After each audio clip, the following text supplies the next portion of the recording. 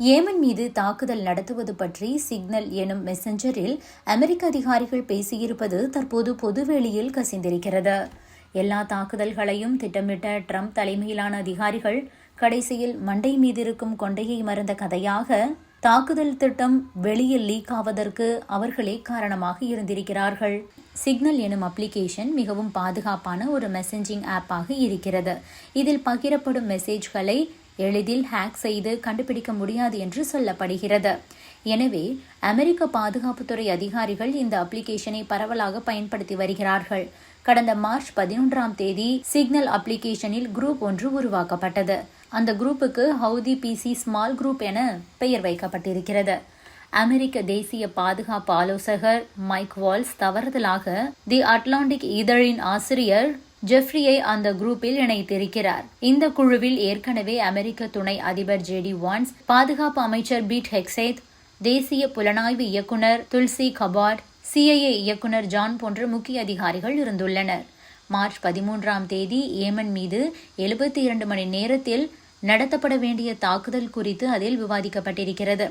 March 15 அன்று தாக்குதல் பற்றிய நேரம், விமானங்கள், திட்டம், குறிக்கோள்கள் போன்ற விவரங்கள் அதில் பகிரப்பட்டிருக்கிறது.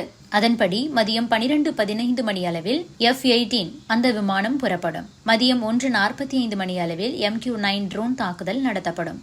மதியம் 2:15 மணி அளவில் டொமாஹாக் ஏவுகணைகள் தாக்குதல் நடத்தப்படும். இவ்வாறு அதில் குறிப்பிடப்பட்டிருக்கிறது. இந்த தாக்குதல் திட்டம் பற்றி சில கேள்விகள் எழாமல் இல்லை.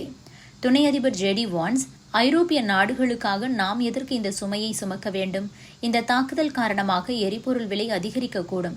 எனவே 1 மாதம் தள்ளி போடலாம் என பேசியிருக்கிறார். இதற்கு பதிலளித்த பீட், இது காலத்தின் தேவை, முக்கியமான தாக்குதல். 1 மாதம் தள்ளி போனாலும் கூட இந்த சிக்கல் தீராது. நாம் இப்போதே இதை செய்யாவிட்டால் நாம் பேசிய விஷயங்கள் கசியலாம் என கூறியிருக்கிறார். தாக்குதல் வெற்றிகரமாக நடத்தப்பட்டிருக்கிறது.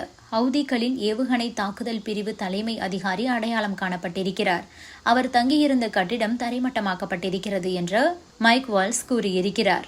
உடனே வான்ஸ் சிறப்பு என பாராட்டியிருக்கிறார். CIA இயக்குனரும் இது குறித்து பாராட்டு தெரிவித்திருக்கிறார். ஆனால் நேற்று இந்த சாட்கள் தொடர்பான அனைத்து ஸ்கிரீன்ஷாட்களும் தி அட்லாண்டிக் இதழில் வெளியாகியிருக்கிறது. அவ்வளவுதான். அமெரிக்க பாதுகாப்புத்துறை மொத்தமும் ஆட்டம் கண்டது.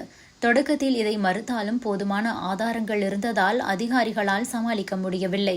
தாக்குதலுக்கு போடப்பட்ட திட்டம் எல்லாம் சரிதான், ஆனால் அதை வெளியில் தெரியாமல் பார்த்து கொண்டிருந்திருக்க வேண்டும். ட்ரம்ப் தரப்பு இதை மறுத்துவிட்டது. இது அமெரிக்க மக்கள் மத்தியில் அரசுக்கு எதிராக கடும் அதிர்வலைகளை ஏற்படுத்தும். ட்ரம்ப் அதிபராக பொறுப்பேற்ற பிறகு நடத்தும் முதல் தாக்குதல் இது என்பதும் குறிப்பிடத்தக்கது.